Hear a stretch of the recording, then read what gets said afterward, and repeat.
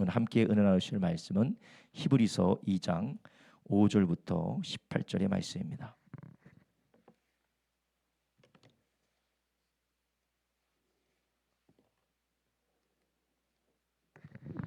한 절씩 교도하겠습니다. 제가 먼저 읽겠습니다. 히브리서 2장 5절부터 18절 말씀입니다. 하나님이 우리의 말한 바 장차 오는 세상을 천사들에게는 복종케 하심이 아니라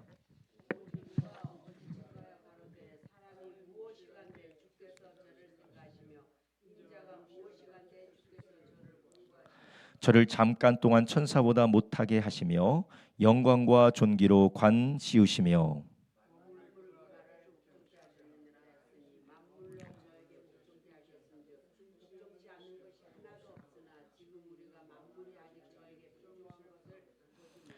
오직 우리가 천사들보다 잠깐 못하게 하심을 입은 자 곧 죽음의 고난을 받으심을 인하여 영광과 존귀로 관 쓰신 예수를 보니 이를 행하심은 하나님의 은혜로 말미암아 모든 사람을 위하여 죽음을 맛보려 하심이라.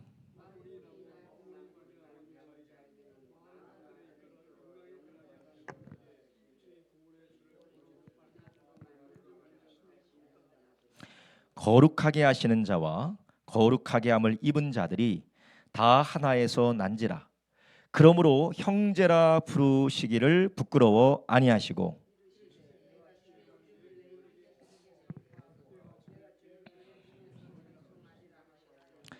또 다시 내가 그를 의지하리라 하시고 또 다시 볼지어다 나와 및 하나님께서 내게 주신 자녀라 하셨으니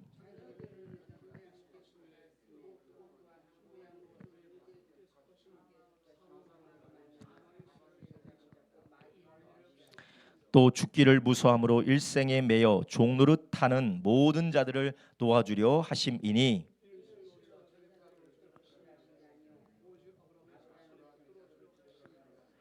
그러므로 저가 범사에 형제들과 같이 되심이 마땅하도다. 이는 하나님의 일에 자비하고 충성된 대제사장이 되어 백성의 죄를 구속하려 하심이라. 자기가 시험을 받아 고난을 당하셨은즉 시험 받는 자들을 능히 도우시느니라. 아멘. 오늘 우리가 함께 읽은 성경 본문 히브리서 2장 5절부터 18절의 말씀을 중심으로 예수 생명을 살리는 고난이라는 제목으로 고난주간 특별 저녁 예배 마지막 시간 우리 함께 은혜를 나누려고 합니다. 우리가 지난 화요일부터 우리가 계속해서 이 고난에 대하여서 함께 나누고 또 그 고난이 우리 가운데 어떻게 역사하고 그것이 하나님 앞에 어떠한 의미가 있는지 우리가 계속해서 나누고 있습니다. 사람들은 고난을 싫어합니다. 그리고 할 수만 있거든 이 고난이 우리의 삶에 닥치는 고난과 고통이 우리의 삶에 사라지기를 구하고 그래야 된다고 생각을 합니다. 그렇지만 우리는 계속해서 이 고난이 의미 없는 것도 아니고 내 죄 때문만이 그런 것이 아니고 우리가 확실하게 붙들어야 될 한 가지는 무엇이냐? 바로 이 고난이 누구의 손에 붙들려 있다는 것입니까? 하나님의 손에 붙들려 있다라는 것이에요.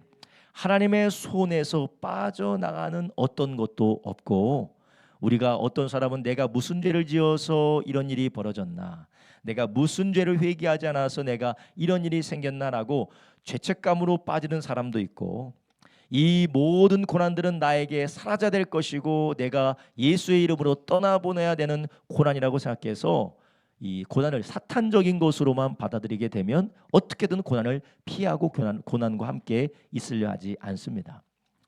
그렇지만 이 고난이 누구의 손에 붙들린다는 거요? 하나님의 손에 붙들려 있기 때문에 이 고난을 통해 하나님은 우리를 어떻게 하신다고요?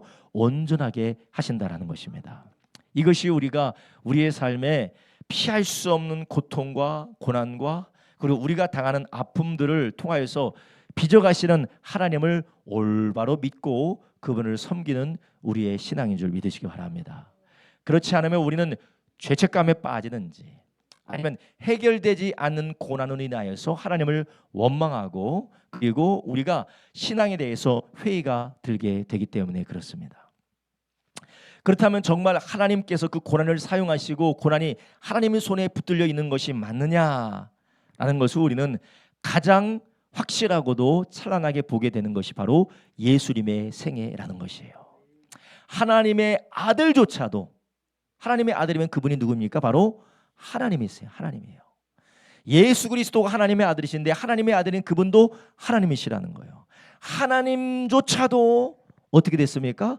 고난을 통하여 하나님의 역사를 이루시더라는 것이에요. 예수님이 죄가 있으신 것도 아니고, 예수님이 실수한 것도 아니고, 예수님이 허물이 있는 것도 아니고, 예수님이 아무런 흠도 없는 분이신데, 점도 없고 흠도 없는 분이신데, 그분이 어떤 고난을 당하십니까? 십자가의 고난을 당하실 뿐만 아니라 어떠한 모양으로 이 땅에 오십니까? 죄인의 모습으로 이 땅에 오신다라는 것이에요. 영이신 그분이, 말씀이신 그분이 우리와 같은 육체로 인간으로 오신다는 자체가 얼마나 고난 가운데 처하시는 것입니까? 우리 권사님이 지금 좋은 데 사시는데 저기 아프리카 콩고에 가셔서 사신다고 해봐요. 뭐 관계시설도 되지 않고 수도도 되지 않고 에어컨도 없고, 그럼 어떠시겠어요? 할렐루야, 이것이 바로 천국이 그러겠습니까? 고난이죠. 고난이죠. 고난입니다. 우리가 살던 곳에서 낙후된 곳으로 가는 것도 다 그렇게 고난이고 어려움이 있는데, 말씀이신 그분께서 영으로 계셨던, 하나님과 함께 계셨던 그분이 창조 피조 세계에 들어오셔서 그냥 계신 것이 아니라 우리와 함께, 우리와 같은 인간으로 계시다, 시공간의 제한을 받는 인간으로 계시다는 자체가 하나님의 아들로서는 어마어마한 고난이고 낮아짐의 겸손함이라는 것이에요. 이 자체가 하나님께서 친히 선이시고, 하나님께서는 모든 것이 가능하시고 모든 것이 못하실 것이 없을 뿐만 아니라 사랑이시며 선하신 그분께서 무엇을 당하시는 것이요? 고난을 당하시는 것이요. 그래서 우리가 하나님, 왜 나에게 이런 일이 생겨났습니까? 하나님, 어떻게 내 인생이 이렇게 아프고 힘들 수 있습니까? 라는 그런 일을 하며 하나님을 의심하고 회의할 수밖에 없는 그 상황에서 우리는 누구를 바라봐야 됩니까? 예수님을 바라봐야 돼요. 하나님의 아들 예수님조차, 하나님이신 그분조차 고난을 통하여서 우리 가운데 선을 이루기 위해서 오셨다면, 우리도 죄 많고 연약하고 깨어진 세상에 사는 우리들이 고난을 통하여 하나님의 일이 이루어진다라는 것은 당연하다라는 것입니다. 여러분, 우리가 이렇게 우리의 삶에 당하고 경험하는 많은 고난과 아픔들, 괴로움과 고통들 가운데서 절대로 우리가 놓치지 말아야 될 게 무엇입니까? 하나님이 지금도 우리를 빚어가시고 온전케 하시는 가운데 계시다라는 것입니다. 우리가 이렇게 하나님이 우리를 빚어가시는 이 고난에 대해서 우리가 믿음으로 바라보게 될 때, 우리는 지난번에 말씀드린 것처럼 고난을 허비하지 않을 수가 있습니다. 고난을 허비하지 않을 수가 있고, 고난을 낭비하지 않을 수가 있습니다. 고난을 허비하지 않고 낭비하지 않고, 우리는 왜 나에게, 하필은 왜 이런 일이라고 질문하지 않고 우리는 어떻게 질문해야 된다고요? 하나님, 이 일들을 통해서 나에게 어떤 것을 이루시기를 원하십니까? 자식이 아파요, 내가 아파요, 환경이 힘들고 어렵습니다. 정말 답답하고 숨 쉬어지지 않는 그런 환경 가운데 우리가 처해지게 되었어요. 그때 우리는 왜 하필이면 내가 이 남편을 만나서, 왜 하필이면 내가 이 아내를 만나서, 왜 하필이면 내 배에서 이런 자식이 나와서, 내 하필이면 왜 내가 원하지도 않았는데 내가 이런 상황 가운데 부모를 만나서 경험하느냐. 그게 아니라 우리는 무엇을 구한다고? 하나님, 나를 통하여서 무슨 일을 이루기를 원하십니까? 이게 무슨 자세입니까? 예수님께서 아버지 하나님 앞에 기도할 때에 나의 원대로 마옵시고 아버지의 뜻대로, 하나님의 뜻을 구하는 기도였다라는 것이에요. 여러분, 우리가 이런 삶을 살게 될 때 고난을 낭비하지 않고 고난을 허비하지 아니하고, 우리는 어떻게 됩니까? 하나님께서 우리를 통하여 이루고자 하시는 아름다운 역사가 이루어지게 될 줄로 믿습니다. 우리가 화요일, 수요일, 목요일 우리가 계속해서 하나님께서 나와 혹은 타인의 고난 가운데 우리가 무관심하지 않고 내 중심적으로 해석하지 않고 우리가 하나님의 뜻을 구하면서 나갈 때, 하나님은 그것을 통해서 우리의 사명도를 발견하게 하시고 우리를 온전하게 하시고, 또한 주님께서 우리로 하나님이 주시는 축복을 누리게 하실 줄로 믿습니다. 오늘 우리는 예수님의 고난을 통하여서, 우리는 이제 예수님이 당하신 고난과 또 예수님의 고난을 통하여서 이루신 일, 그 앞에 우리가 어떻게 살아야 되는지 우리가 함께 나누려고 하는데요. 오늘은 예수님의 고난입니다. 이것은 예수님만이 당하시는 고난이고, 또 예수님 당하신 고난을 통하여서 우리에게 무엇을 주셨는지, 그리고 우리가 그 안에서 어떠한 길을 걸어가야 되는지 오늘 발견하는 저와 여러분 되길 예수님의 이름으로 축원합니다. 그렇다면 예수님은 어떤 고난을 받으셨습니까? 아까 제가 말씀드린 대로 하나님의 아들이시고 그리고 말씀이시고 영이셨던 그분이 어떻게 되셨습니까? 인간으로 오셨다라는 그것 자체가 고난이다라는 것이에요. 여러분이 성도님들 아까 말씀드렸다시피 아프리카 가러 가면 그거 쉽지 않은 일입니다. 내가 정말 이 어디를 가서 정말 답답하고 내 마음대로 할 수 없는 그것 가는 자체가 고난일 뿐만 아니라 내가 내 지위에서 무언가를 낮춰서 어디를 가는 것도 고난이죠. 근데 예수님께서 하나님의 아들이 우리를 위해서 무엇이 되셨다고요? 인간이 되셨다라는 것이에요. 이것이 주님이 우리를 위해서 우리를 위해서 택하신 첫 번째 고난이라는 것이에요. 오늘 본문에서는 그 고난에 대하여서 하나님께서 말씀하고 있어요. 그렇다면 예수님께서 왜 우리와 같은 인간이 되고자 하는 이 고난을 택하셨는가? 천국이 너무 지루해서, 천국이 너무 일상적이고 재미가 없어서 인간의 모습을 한번 경험해보고자, 체험하고자 인간이 되신 게 아니라는 거예요. 오늘 본문에 그것을 말씀하고 있습니다. 오늘 히브리서 2장 5절 한번 보겠습니다. 하나님이 우리의 말한 바 장차 오는 세상을 천사들에게는 복종케 하심이 아니야. 자 보세요. 5절에 보면 마지막 하나님의 나라의 구원에 대해서 말하는 건데, 이 구원이 누구를 통하여서 이루어진다고요? 천사들을 통하여서 이루어진다는 것이 아니라는 것이에요. 6절 오직 누가 어디 증거하여 가로되 사람이 무엇이간데 주께서 저를 생각하시며 인자가 무엇이간데 주께서 저를 권고하시나이까. 7절 저를 잠깐 동안 천사보다 못하게 하시며 영광과 존귀로 관씌우시며 만물을 그 발 아래 복종케 하셨느니라 하였으니 만물이 저로 복종케 하였은즉 복종치 아니하는 것이 하나도 없으나 지금 우리가 만물이 아직 저에게 복종한 것을 보지 못하고.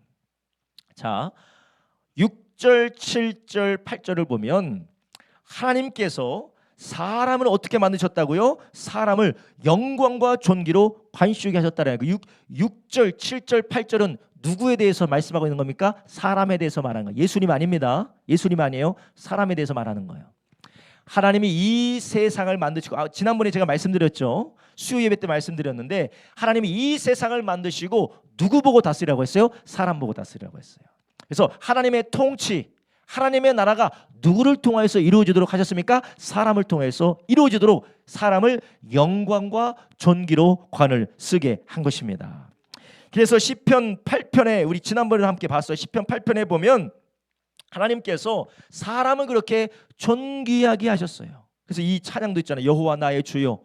그래서 사람을 왜 이렇게 존귀하게 만드셨습니까? 그래서 사람을 통하여서 하나님께서 이 세상을 다스리고 통치하게 하셨는데 어떻게 됐습니까? 이 사람이 어떻게 됐다고요? 하나님 앞에 범자였고, 이따가도 나오겠지만 사막의 세력을 잡은 자, 마귀의 무슨 노릇하고 있어요? 죽기를 무서워하며 종 노릇하고 있다라는 것이에요.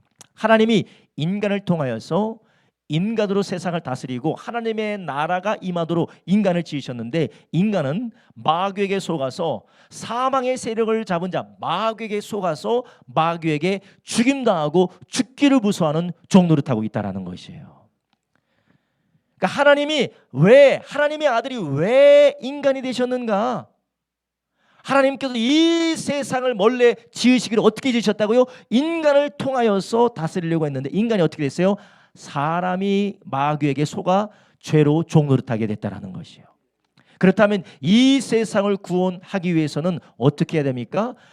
인간을 통하여 하나님이 다스리고 통치하고자 하셨지만 인간이 어떻게 됐어요? 마귀의 종이 됐다라는 것이에요. 마귀에게 속아 죄로 인하여서 사로잡혔다라는 거예요. 그래서 하나님께서 예수 그리스도를, 하나님의 말씀, 하나님의 영이신 하나님의 아들을 누구로 보내신 겁니까? 우리와 같은 인간으로 보내신 줄 아시기 바랍니다. 그래서 19절 이렇게 말합니다. 오직 천사들보다 잠깐 동안 못하게 하심을 자 곧 죽음의 고난 받으심을 인하여 영광과 존귀로 관쓰신 예수를 보니 이를 행하심은 하나님의 은혜로 말미암아 모든 사람을 위하여 죽음을 맛보려 하심이라. 아멘. 아직 십자가의 고난에 대해서 말씀을 드리지 않겠어요. 그러나 예수님께서 인간으로 오신 이유가 무엇이냐? 인간을 구원하기 위해서는 누구로 오셔야 돼요? 인간으로 오셔야 된다는 거예요. 만물을 회복하여서 하나님의 나라를 회복시키기 위해서는 누가 오셔야 돼요? 인간이 와야 된다는 거예요. 인간이 죄로 인하여서 인간의 자손들은 인간을 낳고 인간이 인간을 낳으면 거기가 누가 나옵니까? 죄인이 나오는 거예요. 죄인으로서는 하나님의 회복이 이루어질 수가 없습니다. 그래서 죄가 없는 인간, 하나님의 아들 예수 그리스도께서 말씀이신 그분이 우리와 같은 인간으로 오신 줄 아시기 바랍니다. 이것이 바로 하나님 아들이 우리를 위해서 인간이 되셨다라는 거예요. 그래서 요한복음 1장 14절에 뭐라고 말씀하십니까?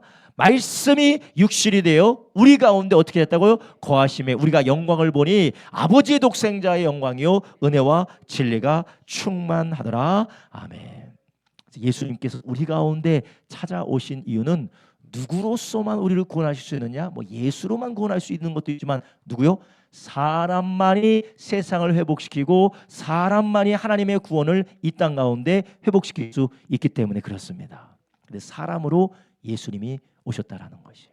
하나님의 아들이 말씀이 육신이 되어 이 땅 가운데 오셨는데 이것이 얼마나 큰 겸손이냐.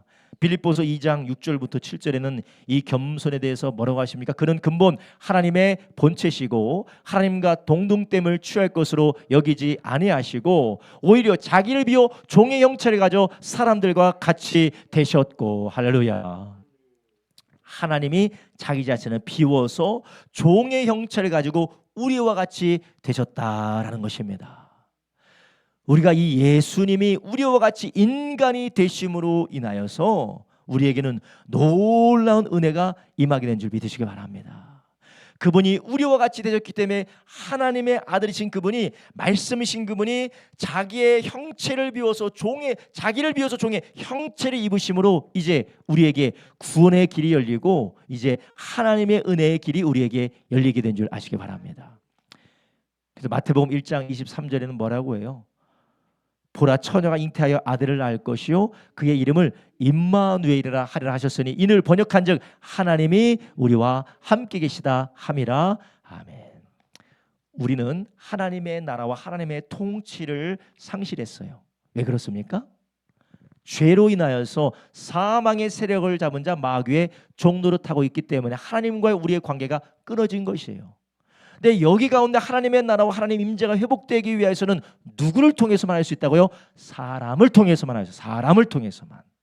근데 이 사람은 애초에 아담의 후손들은 가능성이 있습니까? 없습니까? 없다라는 거예요. 그래서 성경은 창세기부터 이 예수 그리스도가 이 땅에 오시는 복음서 전까지는 인간의 뭐가 나옵니까? 실패가 나오는 거예요. 인간은 계속해서 실패하는 것입니다. 하나님이 율법을 주고 하나님이 이러한 은혜를 베풀고 저러한 은혜를 베풀어도 인간은 어떻게 됩니까? 실패해요. 그 이유가 무엇입니까? 사망의 세력을 잡은 자 마귀를 어찌하게 해볼 수가 없는 것입니다.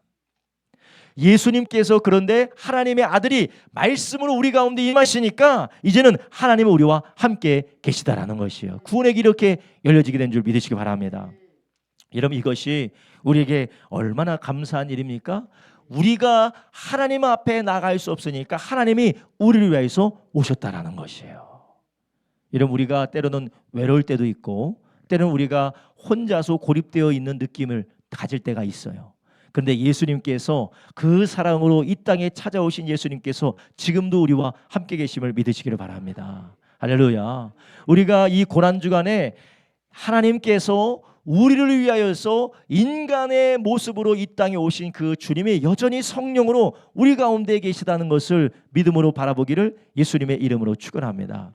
여러분 우리가 이 고난주간에 예수님이 우리를 당하신 고난 때문에 우리도 고난을 당하는 것은 그건 예전에 사람들이나 오해했던 사람들이나 하는 것입니다. 똑같이 금식하고 미디어 금식하고 뭐 그 나쁘지는 않아요. 그런데 우리가 다시 한번 주님이 고난 받으신 고난을 우리가 묵상하면서 우리가 그분이 고난으로 행하시고 이루신 것들을 우리의 삶 안에서 회복하시기를 예수님의 이름으로 축원합니다. 이를 번역한즉 하나님이 우리와 함께 계시다. 말씀이시던 그분이 육체를 입고 이 땅에 오시기까지 그것이 얼마나 낮아짐일까요? 서울에서 부산 내려가는 거 정말 오래 가는 거잖아요. 그렇죠? 엄청나게 오래 가서 부산까지 가는 거잖아요. 서울에서 부산까지 찾아가는 사람이 얼마나 큰 수고를 들여서 부산까지 찾아갔겠습니까? 그 사람의 마음이 얼마나 애절하고 간절했겠어요. 그렇다면 하나님의 아들이 말씀이신 그분이 육체로 우리 가운데 오셔서 성령으로 찾아오셨다면 그 하나님의 마음과 사랑이 우리를 위로하고 우리를 구원하게 넉넉하게 충만한 줄 믿으시기 바랍니다. 여러분, 우리가 이 고난주간 가운데 아들이 우리 가운데 인간이 되셔서 오신 그 주님의 사랑이 저와 여러분의 가정 가운데, 여러분의 삶 가운데 충만케 되어지기를 예수님의 이름으로 축원합니다.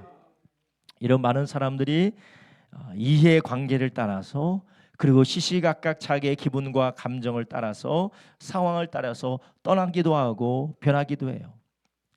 결혼할 때는 정말 천사였다가 결혼하고 나니까 이런 사람이 어디 있나라고 싶을 때가 있지 않습니까? 우리가 처음에는 친하게 지내서 서로가 필요를 채워주는 그런 계약 관계는 정말 이렇게 좋은 사람인 것처럼 보이지만 뭔가 손해가 나기 시작하고 뭔가 잘못되기 시작하면 그게 불화가 생기고 서로가 싸우고 다투고 살리니 죽이니 그러지 않습니까? 그런데 예수님, 모든 걸 아시는 예수님께서는 그 먼 거리도 아니고 아버지 하나님과 계셨던, 말씀으로 계셨던 그 하나님의 나라에서 인간의 육체를 입고 이 땅까지 오신 것은 영원한 하나님의 결단이고 사랑인 줄 아시기 바랍니다. 여러분, 우리가 이것을 통하여서 우리를 위해서 인간이 되신 예수님의 그 낮아시고 겸손한 그 사랑 안에서 우리를 향한 하나님의 마음을 발견하기를 예수님의 이름으로 축원합니다. 우리가 그렇게 될 때 우리는 이 마음 안에서 우리 주님께서 우리를 위해서 낮아지시고 우리를 위해서 찾아오신 그 주님의 은혜를 우리가 알 때에 우리가 어떻게 하게 됩니까? 그 주님을 우리의 삶에 모시게 될 줄로 믿습니다. 이 주님을 우리의 삶에 모시고 주님을 우리의 삶에 모셔서 그분을 의지하게 될 때 그분이 우리 가운데 찾아오셔서 행하고자 하시는 역사를 우리가 경험하게 될 줄로 믿습니다. 할렐루야. 오늘 본문을 다시 한번 보겠습니다.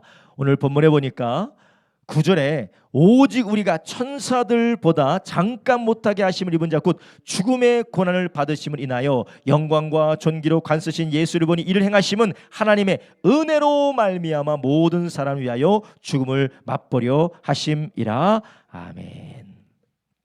이 모든 것이 하나님의 은혜인데 누구를 향한 은혜입니까? 모든 사람을 위한, 저와 여러분을 위한 하나님의 은혜라는 것입니다. 하나님이 멀리 계시지 않아요. 고난 가운데 하나님이 어디 계시느냐 묻고 계십니까? 내가 지금 이렇게 이 문제 때문에 저 문제 때문에 힘들고 어려운데 하나님은 도대체 어디 있습니까? 하나님 도대체 어디 계시어서 나의 소리도 듣지 않으시고 여기에 하나님께서 손대지 않고 개입하지 않습니까? 라고 우리가 그렇게 물을 때 하나님은 어디 계십니까? 우리와 지금 함께 계신 줄 믿으시기 바랍니다. 우리가 느껴지지 않고, 우리가 믿어지지 않고, 우리가 체험되지 않고, 우리 나의 오감으로는 알 수 없지만 하나님이 인간이 되셨다는 자체가 우리를 떠나지 않는다라는 증거인 줄 믿으시기 바랍니다. 그렇다면 이것을 우리는 어떻게 경험하게 되나요? 우리가 고난 가운데 하나님이 어디 계시냐고 하는 그런 마음이 들 때에 하나님께서 우리가 여전히 사랑으로 우리와 함께 계시다는 것을 의지하고 주님을 구할 때 성령께서 우리 가운데 내가 너와 함께 있다라고 알게 하시고 경험케 하시고 깨닫게 해주신다는 것이요. 그래서 고린도후서 2장에 뭐라고 하세요? 하나님이 우리에게 은혜로 모든 주신 것들은 사람의 귀로도 듣지 못하고 생각으로 깨닫지 못하지만 이것을 무엇으로 알려주셨다고요? 성령으로 말미암아 우리에게 알려주셨다는 것입니다. 여러분, 우리가 하나님의 성령 안에서 계속해서 그 주님의 말씀을 붙들 때에, 그 고난으로 인하여서 우리 가운데 이루신 주의 말씀을 붙들 때에 하나님께서 우리를 위로하시고 이길 넉넉한 힘을 주실 줄로 믿습니다. 우리가 고난을 받을 때가 있죠. 도대체 하나님의 나의 가정에서 이렇게 고통받고 있는데, 내가 이런 질병으로, 이런 상황으로, 이런 괴로움으로, 고통으로 내가 괴로워하고 있는데 하나님 도대체 어디 계십니까? 할 때에 우리는 사람을 보지 마시고 환경을 보지 마시고 무엇을 붙들어야 돼요? 하나님의 말씀을 붙드셔야 돼요. 오늘 본문의 말씀은 하나님의 아들이 어떻게 되셨다고요? 우리를 위하여서 우리와 같은 한 형제 자매 인간이 되셨다라는 것입니다. 이 인간으로 되시는 일이 얼마나 힘들고 어렵고 그걸 떠나서 낮아지는 하나님의 놀라운 은혜와 은총이다라는 것이에요. 이 은혜와 은총을 붙들고 주님이 우리와 함께 하심을 믿는 저와 여러분 되기를 예수님의 이름으로 축원합니다. 그렇게 해서 내가 너희와 항상 함께 있겠다고 하신 주님 임마누엘 하나님이 우리가 그 말씀을 붙들고 그 안에서 주님을 구하고 주님을 의지할 때 성령께서 우리 가운데 역사하신다라는 것이에요. 이런 바울과 신라가 전도하다가 어떻게 됐어요? 전도하다가 감옥에 갇혔어요. 감옥에 갇혀서 얼마나 괴롭겠습니까? 죄짓다가 감옥에 갇힌 것도 아니고 전도하다가 감옥에 갇혔어요. 그럼 얼마나 억울하고 얼마나 원통하겠어요. 그 가운데 하나님 함께 계셔요? 안 계세요? 안 계시죠. 하나님 계시면 내가 전도하다가 내가 이렇게 옥에 갇히게 생겼어요? 예? 계시다고요. 야. 내가 이렇게 열심히 예배드리고 내가 하나님 뜻대로 살려가는데 왜 나에게 이런 일이 하나님 계시면 이럴 수가 있나? 계신단 말이죠. 그런 생각 안 해보셨습니까? 저는 그런 생각 해보는데요. 아, 내가 주님 뜻대로 살아보려고 하는데 왜 이렇게 힘든 거야? 하나님 계시나 안 계시나? 생각이 막 들어와요. 누가 이런 생각을 부어줍니까? 나의 육신의 생각으로도 오기도 하고 악한 영이 그런 생각을 집어넣기도 하죠. 그런데 하나님은 어디 계시다고요? 여전히 나와 함께 계시다라는 것이에요. 바울과 실라와 여전히 복음 전하게 하셨던 그 하나님이 여전히 바울과 실라와 함께 계시고 있다라는 것이에요. 할렐루야. 그런데 이것을 아까 말씀드렸죠. 말씀을 붙들고 우리가 성령의 충만 받고 성령의 인도받기 위해서 우리가 간구하면 하나님이 그것을 경험하게 하시고 체험하게 하신다라는 것이에요. 그래서 우리가 환경 바라보지 않고 사람 바라보지 않고 말씀을 바라보며 사는 삶은 어떤 삶이냐? 바울과 실라가 옥에 갇혀서 어떻게 했어요?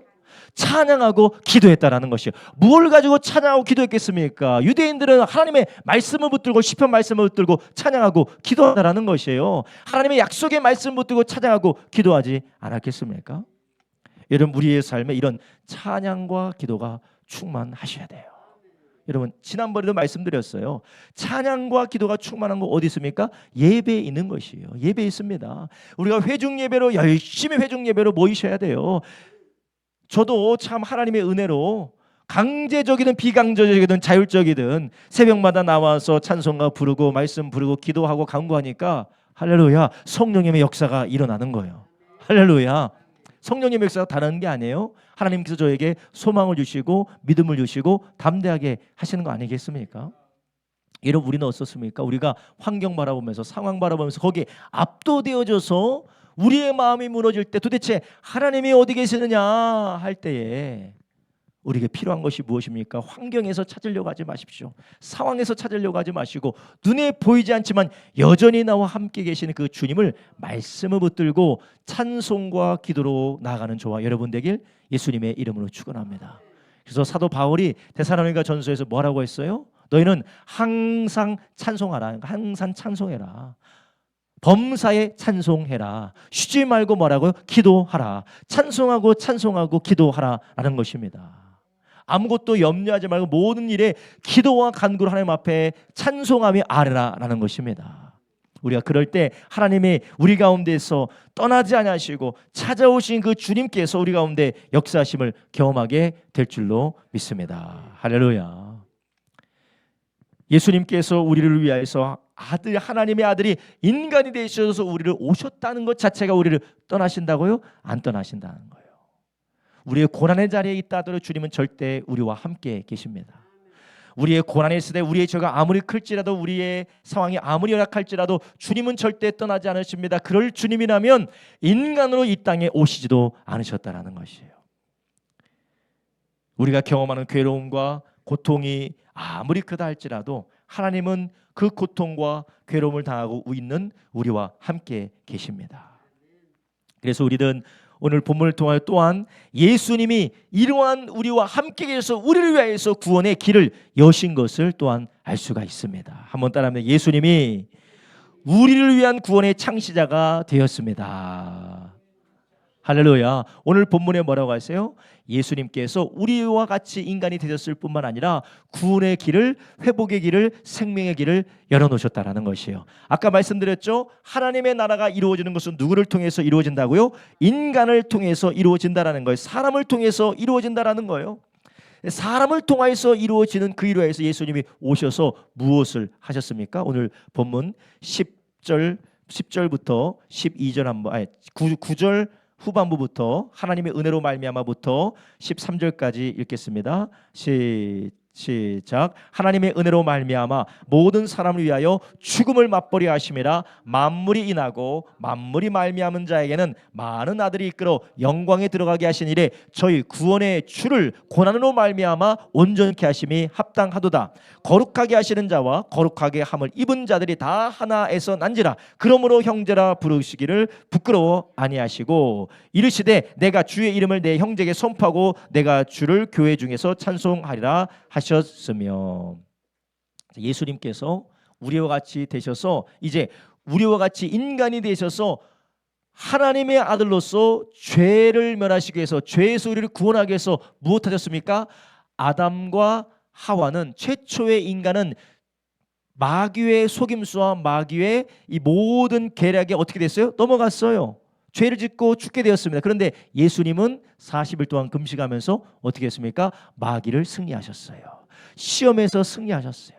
그러니 죄로 죽이는 마귀의 역사를 예수님 어떻게 했습니까? 승리하셨어요. 죄가 예수님을, 사탄이 예수님을 넘어뜨릴 수가 없습니다. 그리고 먼저는 예수님께서 이 땅에서 완전히 행하심으로 죄에서 승리하시고 마귀를 승리하셨을 뿐만 아니라 죄의 값을 어떻게 하셨어요? 치러주셨어요. 그래서 오늘 본문에 보면 죄의 죽음을 맛보셨고 고난으로 말미암아 누구를 온전케 했어요? 우리를 온전케 하고 예수님이 이제 구원의 길을 열어주셨다라는 것이에요. 이게 바로 예수님이 우리를 위해서 하신 구원의 창시자로서의 역사다라는 것이에요. 그래서 지난번에도 지난주 수요일 날에도 말씀드렸지만 인간을 통하여서 하나님의 나라가 이 땅에 이루어지고 인간을 통하여서 하나님의 영광이 드러나는데 첫째 아담은 실패했어요. 그러나 마지막 아담, 둘째 아담 예수 그리스도로 말미암아 온전하신 예수 그리스도, 죄를 이기셨고 사망도 이기셨고 죄의 값을 치르신 부활하신 예수로 말미암아 우리에게 무엇이 열렸습니까? 구원의 길이 열렸다라는 것이에요. 할렐루야. 그래서 오늘 우리가 읽은 본문에서 예수님은 뭐라고 하느냐? 구원의 창시자다라고 말씀하세요. 이분이야말로 우리의 구원의 창시자다. 이사야서 43장 11절에 하나님께서 오직 구원은 누구로 말미암다고 합니까? 하나님 외에는 구원자가 없다라는 것이요. 자, 여기 보세요. 하나님 외에는 구원자가 없다는 여호와 하나님이시기도 하는데 여호와 하나님만이 구원하시는데 이 세상은 누구로 구원받는다고요? 사람으로 구원받는 그 사람이 누구십니까? 예수 그리스도를 말씀하시는 거예요. 하나님이 보내신 아들, 하나님의 메시아, 그분 외에는 우리에게 구원이 없다라는 것입니다. 그분만이 저와 여러분의 구원의 창시자라는 것이에요.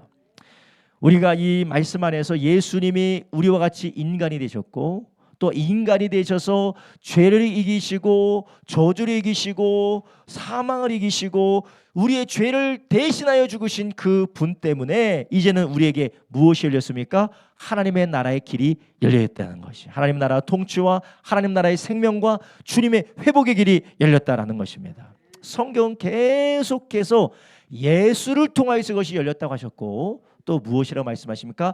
예수 외에는 이러한 길이 없다라는 것이에요. 여러분, 우리는 고난 주간에 우리가 하나님 앞에 예수님의 고난을 우리가 묵상하면서 주님이 나를 떠나시지 않기 때문에 우리가 늘 주님을 의지한다라고 주님만 바라보기도, 주님을 바라보고 주님을 의지하고 신뢰하는 것도 우리에게 중요하겠지만 누구밖에 없다고요? 예수님밖에 없다라는 걸 다시 한번 우리가 붙드시기를 예수님의 이름으로 축원합니다. 사도행전 4장 12절에 뭐라고 하세요? 다른 이로서는 구원을 얻을 수 없나니 천하 인간의 구원 얻을 만한 다른 이름이 우리에게 주신 일이 없음이라 하였더라. 아멘. 이런 우리가 구원받는 건 사람으로 구원받는 것도 아니고요, 돈으로 구원받는 것도 아니고요, 의학으로 구원받는 것도 아니고요, 나의 아내와 나의 남편으로 구원받는 것도 아닙니다. 내 자식으로 구원받는 것도 아니에요. 우리의 구원은 누구로 말미암습니까? 예수로 말미암는다라는 것이에요. 이런 우리가 예수님께서 이것을 위하여서 우리와 같이 형제가 되셔서 우리의 대표자가 되셨다라는 것이요. 구원의 창시자가 되셨고 우리의 대표자가 되셨다라는 것이에요. 여러분, 그래서 우리 주님께서 우리를 11절 후반부에 보니까 우리를 뭐라고 부르셨다고요? 형제라 부르셨다라는 것이요. 주님께서 우리를 형제로 부르셔서 이제 우리가 예수님과 함께 예수님이 가지고 계신 의를 우리가 함께 누리고 예수님 안에 있어서 주님을 의지하면 주님의 생명과 주님의 은혜와 주님의 능력을 우리가 누리도록 하시겠다라는 것입니다. 여러분, 우리가 이 고난주간에 이 예수님이 아닌 다른 것을 의지하였던 세상 말로는 썩은 동아줄 같은 것들이 있잖아요. 우리가 그걸 붙들고 우리가 그것을 의지하고 그것만 바라보고 살았던 우리의 지난 날들의 삶에서 다시 한번 예수님만 바라보는 은혜가 있으시기를 이 주님의 이름으로 축원합니다. 주님께서 이것을 위하여서 우리 가운데 오셔서 고난을 당하셨어요. 다른 사람의 대표자가 되기 원하는 것이 아니라 우리의 대표자가 되셔서 우리를 위한 구원의 창시자가 되셔서 그분만 따라오면 되는 것이에요. 그분만 따라가고 그분을 의지하고 그분만 바라보게 될 때에 우리 주님께서 우리 가운데 역사하시고 우리 가운데 이미 이루놓으신 구원의 길을 걸어가게 하실 줄로 믿습니다. 로마서 3장 20절 말씀 함께 보겠습니다. 로마서 3장 20절에 뭐라고 하세요? 그러므로 율법의 행위로 그의 앞에 의롭다 하심을 얻을 육체가 없나니 율법으로는 죄를 깨달음이라. 아멘. 여기서 말하는 율법은 유대인의 율법도 되지만 인간의 모든 노력과 인간의 수단과 방법을 말하는 것이에요.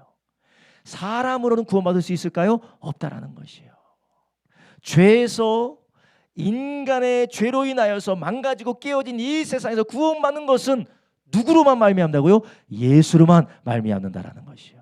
너무 극단적이고 너무나도 이 정답을 말하는 것처럼 보이지만 여러분, 우리의 구원은 예수님밖에 없는 줄 아시기 바랍니다. 그래서 옛날에 김중건 목사님이 CCC의 김중건 목사님이 물어보면 다 그랬다는데 모든 거의 결론이 뭐예요? 예수 그리스도예요. 예수님밖에는 방법이 없는 것이에요. 그렇다면 예수님밖에는 방법이 없다라는 게 무슨 말이냐? 나의 수단과 나의 방법과 나의 열심이 아니라 예수의 길을 따라가는 것이에요. 예수의 길을 따라가고 예수의 말씀을 따라가고 그 길과 말씀을 따라가도록 그리스도 안에서 우리에게 주신 예수의 영이신 성령을 따라 우리가 계속해서 걸어가는 것이 하나님이 우리에게 주신 은총인 줄 믿으시기 바랍니다. 다른 길이 없다라는 것이요. 여러분, 우리가 어느 길을 찾고 있습니까? 우리가 예수님의 길이 아니라 다른 길을 가지고 계속해서 가려고 하면 거기서 우리가 만나는 게 무엇이냐? 바로 사망의 세력에 계속해서 넘어지게 됩니다. 로마서 3장 20절에 말했잖아요. 육신의 행위로는, 율법의 행위로는 의로워질 사람이 한 육체도 없다라는 것이에요. 하나님이 정하셨어요. 여호와 외에는 구원이 없다. 여러분, 우리가 우리의 인생의 돌파구를 어디서 찾으려고 하십니까? 우리의 인생의 돌파구를 사람의 인정, 돈의 축적, 경제적인 안정, 그리고 나의 심리적인 안정감을 주는 무언가를 통하여서 우리가 인생의 돌파구와 인생의 나를 받쳐주는 그런 근원으로 삼으려고 한다면 반드시 그것은 실패하고 무너지게 되어져 있습니다. 하나님은 그것을 위하여서 우리에게 예수님을 보내주셨어요. 그래서 예레미야서에 뭐라고 합니까? 너희가 웅덩이를 파는데 그 웅덩이는 무슨 웅덩이라고요? 터진 웅덩이다. 물을 저장치 못할 터진 웅덩이다라는 것이에요. 근데 예수님은 스스로 예수님 자신을 뭐라고 하셨어요? 나를 믿는 자는 그 배에서 생수가 흘러나간다라는 거예요. 샘에서 흘러나가는 것처럼 생수가 넘치도록 흘러나간다라는 거. 이것을 뭐라고 했어요? 하나님의 성령이라고 말씀하셨습니다. 교회 성도님들, 우리가 예수님께서 우리를 위하여서 낮아져서 우리를 찾아오셨을 뿐만 아니라 주님이 우리를 위하여서 고난받으시고 우리를 위하여서 완전하게 하시고 우리를 위하여서 부활하심으로 우리의 구원의 길을 열으셨음을 믿으시기를 주님의 이름으로 축원합니다. 그럼 우리는 그분을 따라가는 거예요. 여러분, 그렇다면 우리가 주님을 따라간다는 거, 예수님을 의지하고 예수님을 따라간다는 게 도대체 무엇일까요? 여러 가지가 될 수가 있겠지만 저는 우리의 삶에 실제적으로 이 고난주간에 우리가 좀 적용하자고 한다면 먼저는 우리가 말씀으로 돌아간다라고 제가 말씀드리고 싶어요. 아까도 말씀드렸죠. 예수님께서 뭐가 육신이 되어 이 땅 가운데 오셨다고요? 말씀이 육신이 되어 이 땅 가운데 오셨다라는 것이에요. 하나님의 말씀이 바로 예수님이고 그분의 말씀을 따라가는 것이 곧 예수님을 따라가는 것입니다.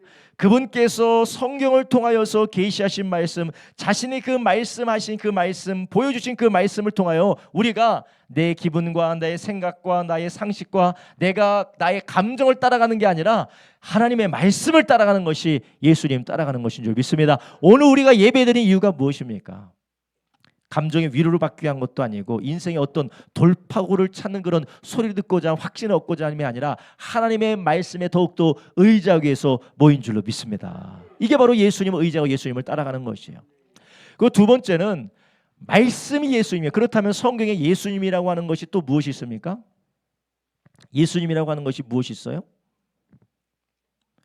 말씀이 예수님이라고 했어요. 또 이 성경에 예수님이라는 것이 무엇이 있으면 제가 그토록 이야기를 많이 말씀을 드렸는데 예수님이 자기 자신과 동일시한 게 있어요. 그게 무엇입니까? 말씀이고, 네, 성령이죠.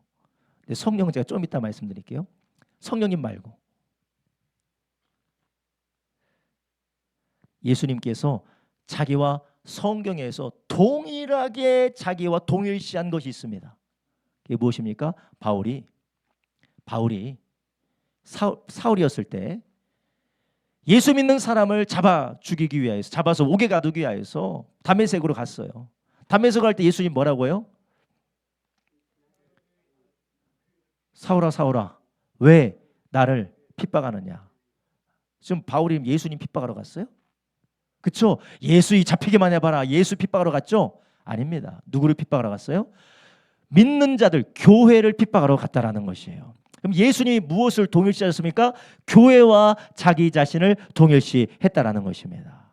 첫 번째는 성경에 보면은 예수님 자신이 무엇이었어요? 말씀이 육신되어 이 땅 가운데 오셨고 그 예수님께서 자기 자신과 동일시한 게 무엇이었습니까? 주님의 교회였어요.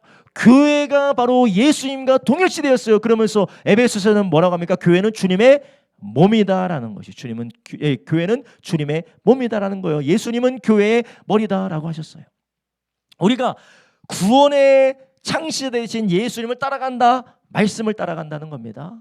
말씀을 따라간다라는 것은 우리가 말씀을 듣고 그 말씀에 순종하고 그 말씀을 따라 인도받는 것이고, 또한 우리가 하나님의 영으로 성령으로 하나 되어진 주님의 몸된 교회를 따라가는 것이 바로 우리가 예수님을 따라가는 것인 줄 아시기 바랍니다. 여러분, 저는 인간의 조직화된 제도화된 교회를 말씀드리는 것이 아니에요. 하나님의 성령으로 하나 되어져서 그 가운데 복음이 선포되어지고 성령의 감하심과 감동하심과 성령의 운행하심을 따라서 주님으로 연합되어진 주님의 몸된 교회를 말하는 것입니다. 그게 무엇입니까? 성도들 안의 교제고, 그것이 바로 성도들 안에서 선포되어지고 인도되어지고 그리고 이끌려지는 성령님의 모든 역사를 말씀드리는 것이에요. 여러분, 그렇다면 극단적으로 조금 더 여기에서 실체적으로 가면 무엇이냐?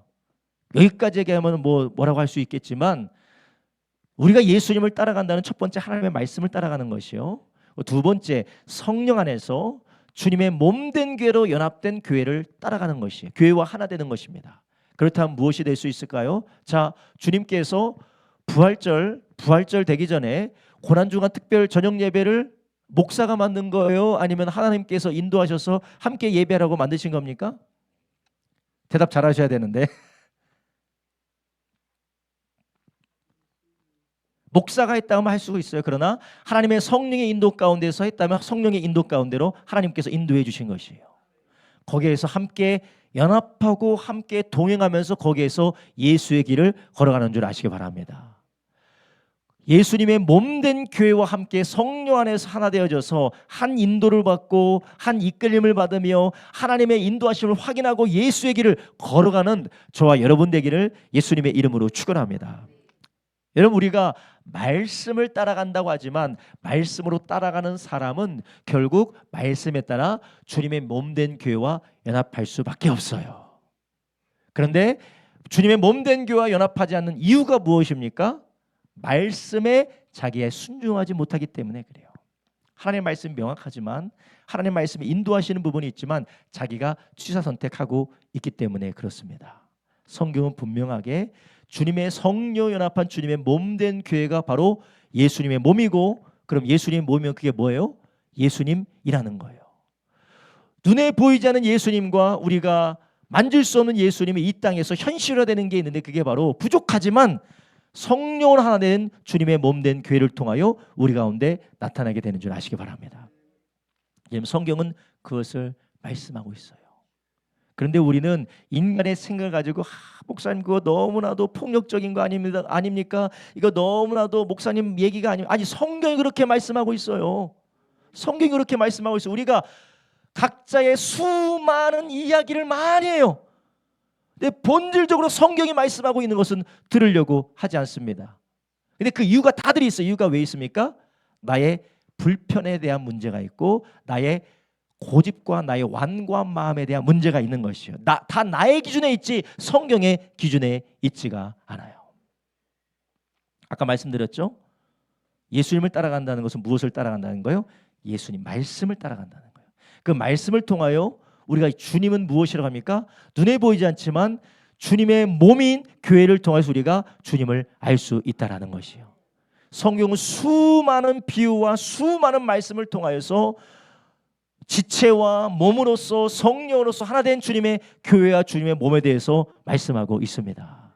여러분, 우리가 지금 부족해 보여도 연약해 보여도 우리 주님의 몸된 교회와 함께 연합하여서 함께 성령으로 기도하며 서로 피차간에 복종하면서 함께 맞춰가면서 인도받을 때 우리는 누굴 따라가는 거예요? 예수님을 따라가는 것입니다. 예수님을 따라간다는 것은 예수님 따라가서 우리가 이것이 도덕적이고 윤리적인 것이 아니라 주님이 구원의 창시자로서 우리에게 열어주신 길을 우리가 가고 있는 줄 아시기 바랍니다. 여러분, 자식이 부모가 열어준 길 가면 얼마나 좋습니까? 물론 부모가 하나님의 뜻을 따라 열어주는 길을 가는 게 가장 좋은 거겠죠. 그런데 부모가 자식을 위해서 열어주고 그걸 열어놓고 이렇게 걸어가기만 하는데 그것을 안 가고 자기 마음대로 가는 아이들이 있지 않아요? 예수님께서 이미 누구를 위해서 다 열어주셨다고요? 하나님께서 예수 그리스도를 통하여 우리 위하여 다 열어주셨다라는 것이 이미 다 열어주셨어요. 그런데 우리는 내 생각을 가지고 나의 고집을 가지고 내가 이렇다 저렇다라고 하는 내 생각을 가지고 다 그 모든 것들을 거절하고 거부합니다. 구원의 창시자인 예수님께서 저와 여러분을 위하여서 그 길을 여실 뿐만 아니라 우리의 길을 알고 계시는 줄 아시기 바랍니다. 주님이 우리의 길을 알고 계세요. 알고 계시는 그분께서 사람은 알지 못하지만 머리이신 그분께서 우리 주님의 몸된 교회 안에서 한 사람 한 사람을 위하여서 기도하는 가운데 교제하는 가운데 함께 인도받는 가운데 주님의 그 길을 이끌어 가실 줄로 믿습니다. 할렐루야. 여러분, 우리는 혹시 율법으로는 의로워질 육체가 없고 육신의 행위로는 의로워질 육체가 없는데 우리의 방법으로 예수 외에는 없는데 우리의 방법으로 계속해서 이리저리 발버둥치고 있다면 다시 말씀으로 돌이키시기를, 주님의 몸된 교회로 돌이키기를 예수님의 이름으로 축원합니다. 세상 사람들 그리고 또 한켠에 있는 사람들은 교회 중심으로 살아가는 것이 뭔가 정신 빠진 사람이고 주체성이 없이 직장 생활도 사업장의 일도 주체성 없이 사는 사람을 그렇게 얘기합니다. 자기의 삶을 빼앗긴 그런 주체성을 상실한 종교에 빠진 얼간이처럼 그렇게 세상은 이야기해요. 우리가 그래서 그런 것이 아니라 우리가 하나님의 말씀 안에서 그것을 확신을 가지고 주님을 따라가기를 예수님의 이름으로 축원합니다. 우리가 주님의 몸된 교회 안에서 여러분의 가정의 정체성을 발견하고 여러분의 직장과 사업장과 여러분의 인생의 참된 길을 발견하고 그 안에서 자유하게 될 줄로 믿습니다. 우리가 무엇을 위해서 바쁘고 무엇을 위해서 바쁘고 무엇을 위해서 그렇게 허덕이며 살아갑니까? 예수님께서는 사망의 세력을 잡은 자, 이 마귀를 없이 하시고 우리가 어떤 사람이래요? 죽기를 무서워 평생에 무슨 노릇한다고요? 종노릇한다라는 것이에요. 여러분, 우리가 예수 그리스도의 몸된 교회 안에서 인도받은 삶이 아니라 우리가 각자 자기의 생각대로 가면 어떤 삶을 살아합니까? 무언가의 종노릇하는 거예요. 내가 내 생각대로 내가 주체성을 가지고 산다고 하지만 누군가는 돈의 종노릇하고 누군가는 사람의 시선의 종노릇하고 누군가는 자기가 생각하는 무언가의 종노릇하게 된다라는 것이에요. 예수님 뭐라고 하셨어요? 진리를 알지니 진리가 너희를 자유케 하리라. 할렐루야. 이건 저와 여러분이 이런 참된 자유를 예수 그리스도의 말씀 안에서 그리고 주님의 몸된 교회 안에서 발견하는 저와 여러분 되기를 예수님의 이름으로 축원합니다. 할렐루야. 주님이 우리에게 이 길을 이미 예배해 주셨어요. 준비해 주셨습니다. 근데 우리는 다른 것 이 방법도 찾아보고 저 방법 찾아보는 것이 아니라 먼저는 우리 모든 성도님들이 주님의 몸된 교회와 말씀 안에서 주님이 창시자로서 열어놓으신 이 역사를 경험하며 누리긴 저와 여러분 되기를 예수님의 이름으로 축원합니다. 할렐루야.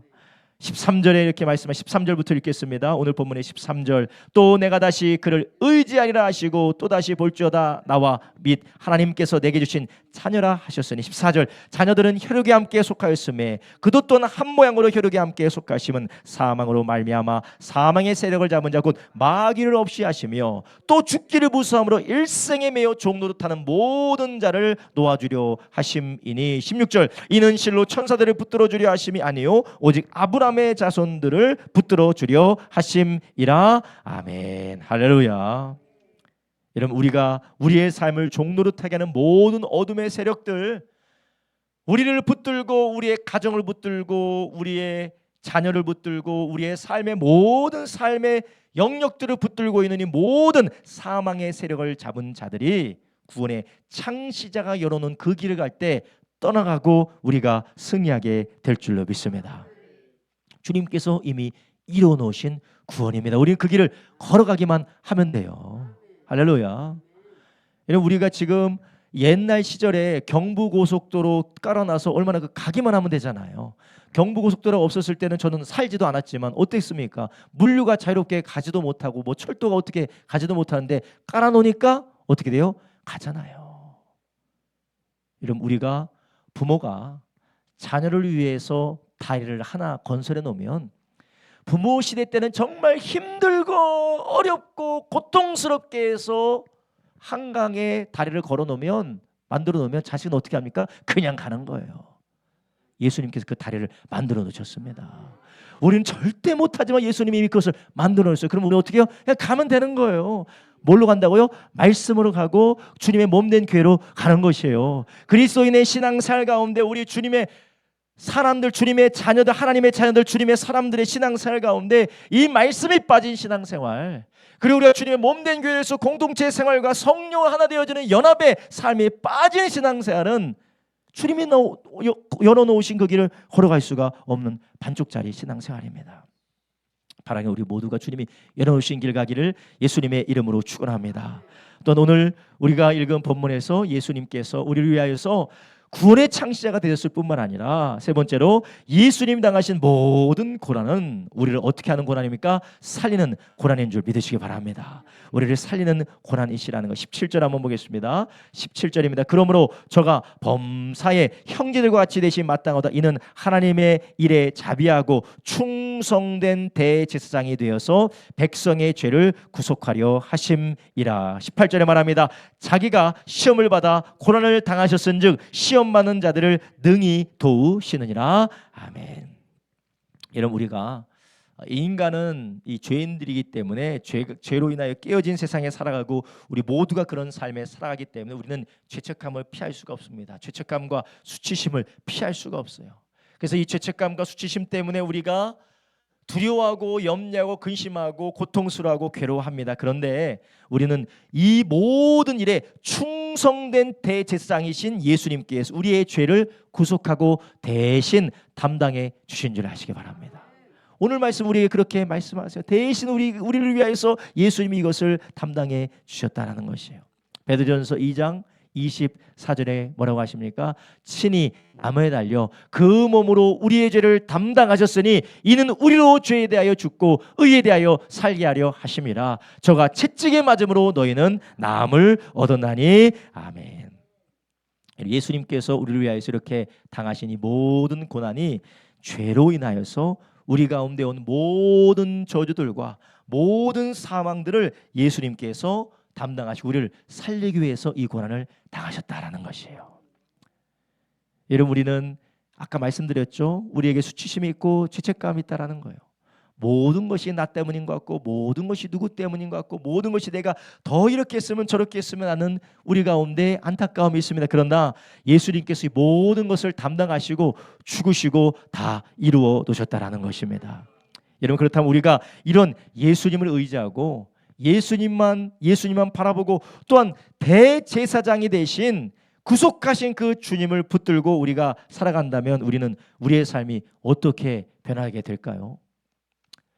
예수님께서 나의 모든 죄를 지시고 그분이 나의 충성된 대제사장이 되어서 하나님께로 인도하신다, 저주 가운데서 우리를 인도하신다라는 것을 우리가 믿는다면 우리는 그분의 임재와 그분의 사랑 안에서 다시금 회복되게 될 줄로 믿습니다. 무엇이 회복이 되느냐? 하나님의 임재가 우리 가운데 회복된다라는 것이에요.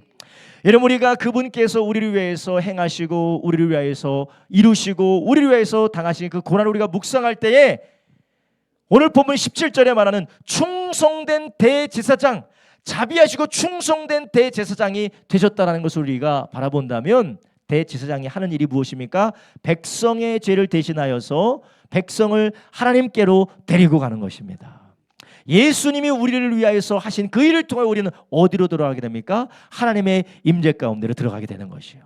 오늘 우리가 큐티를 통해서 알지 않았습니까? 오늘 큐티에 성소에 무엇이 찢어졌어요? 휘장이 어디서부터요? 위에서부터 아래로 찢어졌어요. 그것은 무엇을 말하는 겁니까? 지성소가 누구나 다 들어갈 수 있다는 것이에요. 예수님께서 우리를 위해서 대제사장으로서 하신 그 모든 것들을 우리가 믿고 그분의 은혜를 바라볼 때 우리 가운데 하나님의 임재가 회복될 뿐만 아니라 우리가 그 임재를 구해야 될 줄로 믿습니다. 할렐루야. 이런 우리 안에 하나님의 사라진 하나님의 임재, 우리 가운데 고갈된 하나님의 임재, 우리가 잃어버린 하나님의 임재를 예수 그리스도 안에서 다시 한번 구하고 찾고 그 안에서 누리시는 저와 여러분 되기를 예수님의 이름으로 축원합니다. 여러분, 우리 안에 하나님의 임재를 구하고 계십니까? 우리가 여러 가지 일들을 구해요. 하나님 돈도 주시고요, 하나님 나에게 건강도 주시고요, 하나님 나에게 이러한 것도 주시고 저러한 것도 주십시오라고 하나님 앞에 많은 것들을 구합니다. 그렇지만 우리는 대제사장이신 예수님 때문에 우리는 하나님의 임재 가운데 머무를 수가 있다라는 것이요. 하나님의 임재 가운데 머무른다라는 게 얼마나 감사한 일입니까? 그분의 임재 안에 있을 때 우리가 그분을 찬양하고 그분을 높이고 또한 그분을 즐거워할 때 하나님께서 우리의 모든 필요와 모든 쓸 것들을 주님께서 우리 가운데 채워 주실 줄로 믿습니다. 하나님의 임재가 회복되어진다라는 것은 우리가 창세기에 빼앗기고 창세기에서 추방된 에덴 동산이 회복되어지고 하나님과의 평강이 회복되어진다는 것과 마찬가지예요. 여러분, 그분이 우리의 대제사장으로서 대신 죄를 지시고 우리를 위하여 대제사장이 되어서 하나님께로 인도한다면 여러분, 우리는 무엇을 구해야 되겠습니까? 이미 우리 가운데 충만해야 될 하나님의 임재와 그분을 향한 하나님을 향한 간절한 소원이 회복되시기를 예수님의 이름으로 축원합니다. 그런데 우리 안에 이런 주님 안에서 늘 주님의 십자가의 은혜를 묵상하며 주님께서 우리 가운데 열어놓으신 그 놀라운 하나님의 임재의 자리를 우리가 깨닫게 된다면 우리가 구해야 될 것이 무엇입니까? 우리 하나님 앞에 나가서 예배하며 또한 주님의 임재를 구하며 주님의 임재가 저와 여러분의 가정 가운데 삶 가운데 회복되어지기를 구하시기를 예수님의 이름으로 축원합니다. 여러분, 우리 가운데 그러한 실망감이 있어요. 내 가정은 회복되지 않을 거야. 직장에서는 이런 일이 없을 거야. 내가 이런 관계 가운데서는 저런 관계 가운데서는 이러한 문제 가운데서는 저런 문제 가운데서는 하나님의 임재가 회복되지 않을 거야. 우리 안에 그런 확신도 있고 그러한 우리의 편견이 있을 수가 있습니다. 그렇지만 예수님은 어떤 제사장이십니까?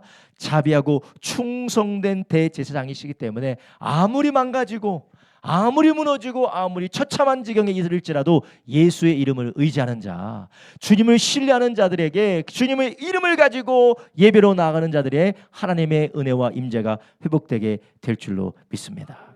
바라기는 우리를 위하여서 충성된 대제사장이 되신 그 주님이 먼저는 여러분의 가정 가운데 그분의 임재가 회복되시기를 예수님의 이름으로 축원합니다.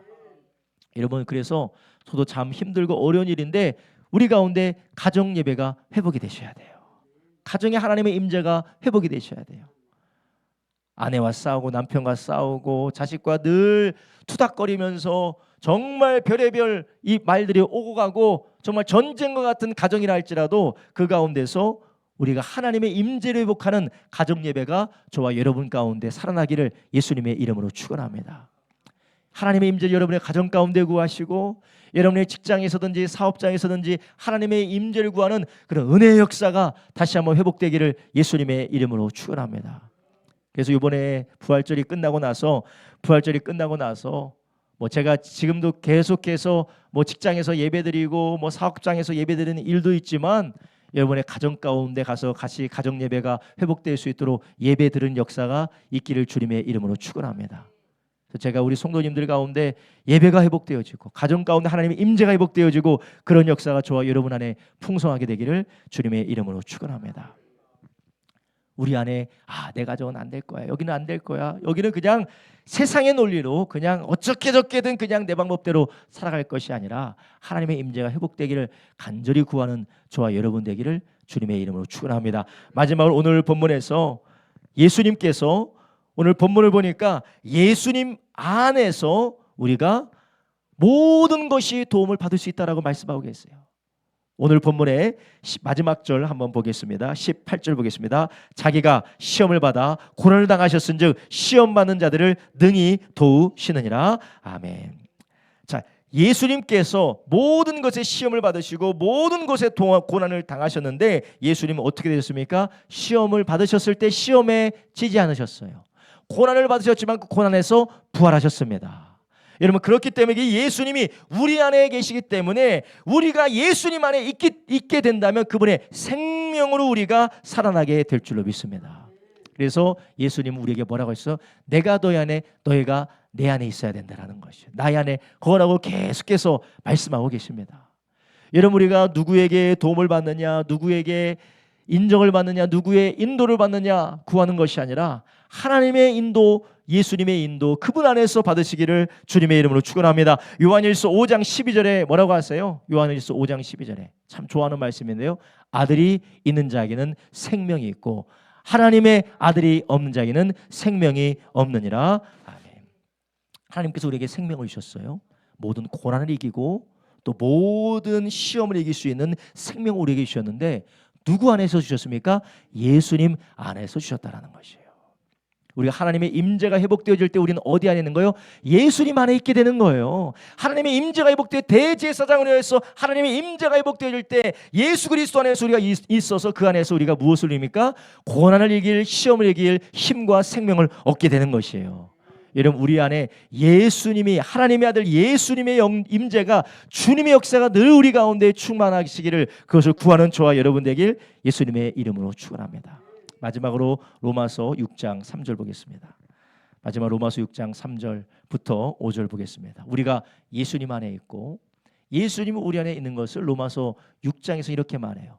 무릇 그리스도 예수 합하여 침례를 받은 우리는 그의 죽으심과 합하여 침례를 받은 줄을 알지 못하느뇨. 그러므로 우리가 그의 죽으심과 합하여 침례를 받음으로 그와 함께 장사되었나니 이는 아버지의 영광으로 말미암아 그리스도를 죽은 자 가운데서 살리심과 같이 우리로 또한 새 생명 가운데서 행하게 하려 하심이라. 만일 우리가 그의 죽으심을 본받아 연합한 자가 되었으면 또한 그의 부활을 본받아 연합한 자가 되리라. 아멘.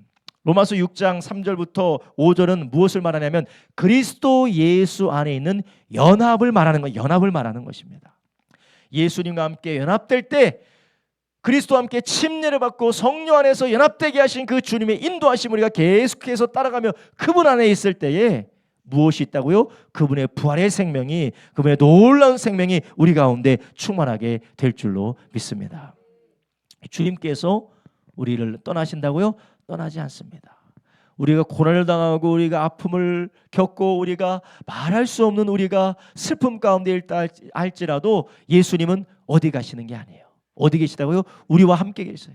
근데 눈으로 안 보여요. 손으로 잡히잖아요. 감정적으로 우리가 환경적으로 예수님이 어디 계시는지 몰라요. 그렇지만 우리는 무엇을 붙들어야 됩니까? 예수님 말씀을 붙들고 그분을 찬송하며 기도할 때 성령께서 우리 가운데 경험하게 하실 줄로 믿습니다. 할렐루야. 이 주님을 의지하고 주님을 찬송하며 주님을 예배하고 또한 주님께서 우리의 구원의 창시자가 되셔서 우리에게 열어놓은 그 길을 말씀 따라가시기를, 주님의 몸된 교회와 함께 걸어가시기를 예수님의 이름으로 축원합니다. 그분님께서 우리에게 열어놓으신 그 길을 걸어가시면서 우리가 우리의 삶에서, 가정 안에서 하나님의 임재를 구하고 그리스도의 보혈로 인하여서 열어놓으신 하나님과의 관계 가운데 누리시는 풍성한 임재로 인하여서 저와 여러분의 교회와 가정과 여러분의 삶의 자리가 살아나시기를 예수님의 이름으로 축원합니다. 함께 기도하겠습니다. 이 시간 우리 함께 기도할 때 주님께서 오늘 주신 이 말씀대로 우리가 예수님 안에 거하게 하여 주시옵소서. 주여, 우리를 떠나지 않으시는 예수님, 우리와 여전히 함께 계셔서 우리의 구원의 창시자가 되셔서 이 길로 걸어라고 말씀하시며 이 길로 함께 가자고 주님의 몸된 교회를 통해 우리를 인도하시는 주님과 함께 걷게 하게 하여 주시옵시고 주님 안에 머무르게 하여 주시옵시고 주님이 회복하여 주신 이 놀라운 하나님의 임재를 우리의 가정 안에서, 삶 안에서 구하며 그 안에서 회복되어진 우리가 되게 하여 주시옵소서. 하나님, 주님께서 우리를 위하여서 이 땅에 오시고 우리를 위하여서 죽으셔서 이루신 위대한 고난의 역사가, 우리를 위하여서 이루신 이 생명의 역사, 하나님의 임재 역사가 우리의 삶 가운데 다시 한번 회복되게 하여 주시옵소서. 믿음으로 바라보며 그 안에서 살아나는 우리가 되게 하여 주시옵소서. 우리가 주여 세 번 불합심하여 기도합니다. 주여, 주여, 주여.